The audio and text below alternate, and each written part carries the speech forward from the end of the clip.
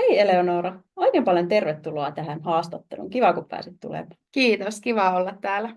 Kertoisitko aluksi ihan lyhyesti itsestäsi ja vähän saamelaistaustastasi? Joo, mun nimi on tosiaan Eleonora Alariesta ja mä oon täällä Lapin yliopistossa arktisen maailmanpolitiikan maisteriopiskelija. Mulla nyt myös alkoi tammikuun alussa mun uusi työ Säämipoliti-hankkeessa tutkimusapulaisena. Ja mä oon ihan täältä Rovaniemeltä kotoisin, mutta saamelaisittain mun juuret on Vuotsossa, mun äiti on sieltä kotoisin. Okei, kiinnostavaa kuulla tarkemmin. No, mulle seuraavaksi tällainen aika laaja kysymys, jos Joo. pystyt tähän lyhyesti vastaamaan. Että mitä saamelaisuus sinulle merkitsee?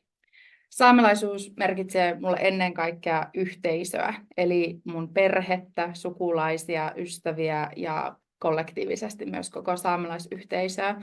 Ja koska mä asun itse kaupungissa, niin mulle esimerkiksi saamelaistapahtumat on todella tärkeitä, joita sitten on ympärivuotisesti, kesäisin ja syksyisin.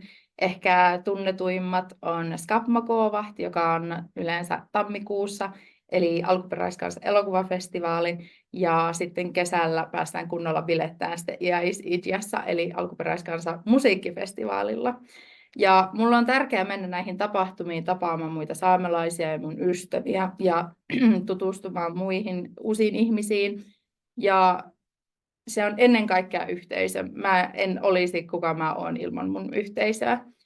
Ja koska mä asun kaupungissa, niin se tarkoittaa mulle myös esimerkiksi duodjin, eli saamelaisten käsitöiden tekemistä mun perheen kanssa, Pohjois-Saamen opiskelua ja myös Saamenmaalla vierailua. Että mä koen, että se on mun toinen koti, mun täytyy päästä tasaisin väliajoin käymään siellä vuoden aikana. Joo. No miten sitten, niin kuin sanoitkin, että asut kaupungissa täällä Rovaniemellä tosiaan, että miten se sitten näkyy saamelaisuus sun rovaniemeläisen opiskelijana ihan tässä arkielämässä? Joo, se näkyy varmaan ehkä tälleen konkreettisesti mun päivittäisessä elämässä nyt opiskelijana ja työntekijänä tässä hankkeessa, että mä opiskelin mun kanditutkinnossa saamen ja alkuperäiskansatutkimuksen sivuaineopinnot. Ja niistä on ollut aivan valtavasti hyötyä nyt tämän arktisen maailmanpolitiikan opiskelussa ja etenkin tässä hankkeessa, joka keskittyy ensisijaisesti saamelaisiin poliittisiin perinteisiin ja käytäntöihin. Eli mä käytän tätä opittua tietoa ihan mun jokapäiväisessä elämässä. Se ei ole pelkästään myös akateemisen tiedon kerryttämistä, vaan se on tällaista syventämisen ymmärrystä meidän historiasta, nykyhetkestä ja tulevaisuuden haasteista. Ja se antaa ehdottomasti toisenlaisen näkökulman ja syvällisemmän näkökulman myös meidän kansan asioihin. Aivan, tosi kiinnostavaa. Joo. No me ollaan nyt täällä keskustelemassa nimenomaan saamelaiskulttuurin ja matkailun välisestä suhteesta tai kohtaamisesta. Taas tämmöinen vähän laaja kysymys, että mitkä nyt sinun näkökulmasta on ne kaikkein suurimmat haasteet, mitä siihen liittyy matkailun ja saamelaiskulttuurin yhdistämiseen? Mä näkisin, että se on tällä hetkellä ehdottomasti liikaturismi, joka onkin varmasti tosi tuttu aihe, mutta liikaturismilla on niin monisäikeiset vaikutukset moniin eri asioihin, että se ei pelkästään ole sitä, että Rovaniemellä yrittää mennä kauppaan ja sinne ei mahdukaan, kun siellä on niin paljon turisteja, mutta liikaturismilla on myös vaikutuksensa ekologiset ja sosiaaliset ja kulttuuriset vaikutuksensa, joilla on suorat vaikutukset sitten saamelaisyhteisöihin ja saamelaiskulttuureihin. Ja liikaturismi esimerkiksi saamelaiskylissä pohjoisessa tarkoittaa sitä, että yksityisyyttä on rikottu. Se tarkoittaa sitä, että matkailijat saattaa tunkeutua ihmisten yksityisille kotipihoille kuvaamaan ihmisiä ikkunoiden läpi. Se tarkoittaa hautajaisten kuvaamista, kun ihmiset on hautajaisissa käktit päällä. Ja nämä on tällaisia pieniä arjen asioita, jotka sitten muuttaa tällaisen oman kotikylän ja turvallisuuden tunteen sitten siihen, että sä oot jatkuvasti tarkkailun alaisena jollain tavalla. Se liikaturismi vaikuttaa myös ekologisesti niin, että mitä enemmän matkailu kiihtyy, sitä enemmän myös matkailuinfrastruktuurin rakentaminen kiihtyy, mikä tarkoittaa uusia hotelleja, uusia lumi-igluja, vai miksi niitä nyt sanotaan, tällaisia snow-igluja, myös uusia haski- ja moottorikelkkareitistöjä, Ja koska kuitenkin puhutaan arktisesta alueesta, niin biodiversiteetti ja luonto on erittäin herkkiä esimerkiksi eroosiolle, niin tällainen uusi raivaaminen ja rakentaminen vaikuttaa suoraan sitten pohjoisen luontoon myös, mikä on korvaamaton saamelaisille. Joo, että liikamatkailu on aika laaja haaste ja iso kysymys jälleen kerran, mutta olisiko sulla jotain mahdollisia ratkaisuja mielessä tai ehdotuksia, joilla sitä voisi nimenomaan tuolla saamelaisalueella jotenkin niin kuin ehkäistä tai välttää sitä? Joo, no se on ehkä tämä klassinen vastaus, mitä matkailututkimuksessakin pyöritellään, että pitäisi ympärivuotistaa matkailua, koska nyt se matkailun paine kasaantuu erityisesti talvelle ja joululle. Ja Saamenmaan ja pohjoisen kesä ja muut vuodenajat on aivan yhtä ainutlaatuisia kuin talvikin. Ja yleensä pohjoisessa puhutaankin, että meillä on 8 vuoden aikaa, että ei pelkästään 4, että niin kuin hämmästeltävää riittää ympärivuotisesti, niin olisi hyvä päästä tasaamaan sitä painetta.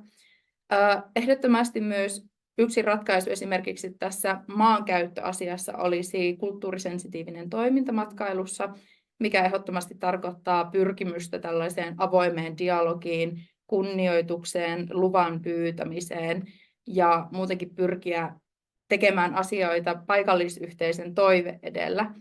Että jälleen palaan tähän Inariin, siellä on nyt esimerkiksi tällainen erämaahotelliprojekti käynnissä. Eräs miljonääri haluaisi rakentaa erämaahotellin Inarijärvelle, joka on, niin kuin äsken sanoin, korvaamaton Inarin saamelaisille elinkeinon ja myös kulttuuriperinnön kannalta. Ja nyt tämä miljonääri haluaa rakentaa tänne Inarijärvelle erämaahotellin raivaten uusia luontoalueita, ja hän ei ole saanut paikallisten siunausta tälle projektille, ja paikalliset vastustavat tätä projektia moninaisista syistä. Niin tässä on aika hyvä esimerkki siitä, miten pitäisi pysähtyä ja kuunnella ymmärtääkseen, ja erityisesti myös pyytää lupa paikallisilta ennen kuin aletaan suin päin sitten toimimaan ja raivaamaan korvaamattomia luontoalueita. Kyllä, tosi hyvä konkreettinen esimerkki siitä, mitä kulttuurisensitiivisyys on tai ei ole. Kyllä, jep. No, tietenkin olet vielä nuori, mutta jos ajatellaan vähän kuitenkin historiaa tai taaksepäin, ei 10 vuotta taaksepäin, että miten sä näet, onko menty saamelaisen kulttuurin ja matkailun suhteessa parempaan suuntaan vai huonompaan suuntaan? Mä näkisin, että tosi monissa asioissa ollaan menty hyvään suuntaan. Että yksi tällainen kiintokohta tällaisessa Lapin eksoottisessa matkailukuvastossa, mikä on tällainen hunaja turisteille, jonka ympärille tulevat pörräämään, niin on tämä esimerkki Visit Finlandin mainosvideosta vuodelta 2015, ehkä muistatkin sen. Ja voin kertoa lyhyesti, mistä videossa oli kyse. Se oli tämmöinen mainosvideo Visit Lapland-henkinen, missä kuvattiin saamelaisia tällaisessa törkyisessä laavussa, naamat noessa, ja siellä oli joku tällainen ihmeellinen shamaani tulilla paukuttamassa rumpua ja mongertamassa jotain loitsun tyyppisiä. Ja mikä siitä teki ehkä vähän sellaisen huumoriarvoisen, että nämä saamelaiset tässä videossa oli ihan täysissä tällingeissä, niin kuin näytti, että on menossa häihin, mutta kuitenkin täällä likaisessa kammissa pyörivät. Niin tällaista törppöilyä mä näkisin, että ei ole enää, että jos tollainen video tulisi, niin kun siitäkin videosta tietenkin tuli iso haloo, mutta tällaista matkailukuvastoa ei enää onneksi nähdä niin paljon, koska se johtaa väistämättä myös niin kuin stereotypioiden ja rasististen mielikuvien vahvistumiseen. Ja mä näkisin myös, että nyt kun puhuttiin tästä kulttuurisensitiivisyydestä, niin sekin on ehdottomasti lisääntymään päin. Aina on parannettavaa tietenkin, mutta jälleen kaikki mun esimerkit on Inarista, mutta Inarijärveltä on myös mahtava esimerkki, koska siellä oli tällainen Pyhäsaari, inarisaamelaisille Pyhäsaari Ukonkivi, jonne tällaiset paikalliset risteilyalukset teki matkoja. Ja paikalliset inarisaamelaiset toivoivat, että nämä risteilymatkat ei enää pysähtyisi siellä saarella. Ja nämä paikalliset yrittäjät kuunteli paikallisten toivetta ja lakkasivat nousemasta sinne saarelle. Ja nyt tämä risteilyalas kiertää sen saaren kertoen inarisaamelaisten historiasta, mikä on aivan todella hyvä tuote keksitty siihen tilalle. Matkailijat on myös nykyään paljon tiedostavampia, ja esim. Kun tämä keskustelu on nimenomaan tästä kulttuurisesta omimisesta on ollut aika kiihkeä tässä viime vuosina, niin se on johtanut matkailijoiden tietoisuuden lisääntymiseen. Mutta tässäkin on kuitenkin varjopuoli, koska monet saamelaiset duojarit, eli käsityöläiset, saa kuitenkin osan elinkeinostaan näistä käsitöistä. Ja jos matkailijat ja suomalaiset muuttuu liian varovaiseksi ostaessaan käsitöitä vieraillessaan Saamenmaalla, niin nämä käsityöläiset menettää sitten osan tuloistaan. Ja tätä asiaa on pyritty parantamaan monilla eri tavoilla, tekemällä näistä tuotteista lähestyttävämpiä. Ja aika hyvä semmoinen nyrkkisääntö, kun multakin on kysytty monesti, että mitä on ok ostaa ja mitä ei, niin kaikki saamelaisasusteet, jotka ei varsinaisesti liity käktiin, eli lapinpukuun, on ihan ok ostettavissa. Eli ne on korvakorut, sormukset, kaulakorut, villahuivi esimerkiksi. Siis tämä on aivan ässä-vaate talvella. Mä suosittelen jokaiselle pohjoisessa asuvalle villahuivia. Niin se on aika hyvä sellainen nyrkkisääntö, että mitä sä näet osana käktiä, silkkiä, pukua, lakkia, vyötä, niin älä sitä osta, mutta kaikki muu, se on ihan niin kuin ostettavissa. Ja se on suoraan myös saamelaisten elinkeinojen tukemista, eli ehdottomasti kannustan siihen. Joo. Joo. Mutta kiitos Eleonora tosi paljon tästä Kiitos.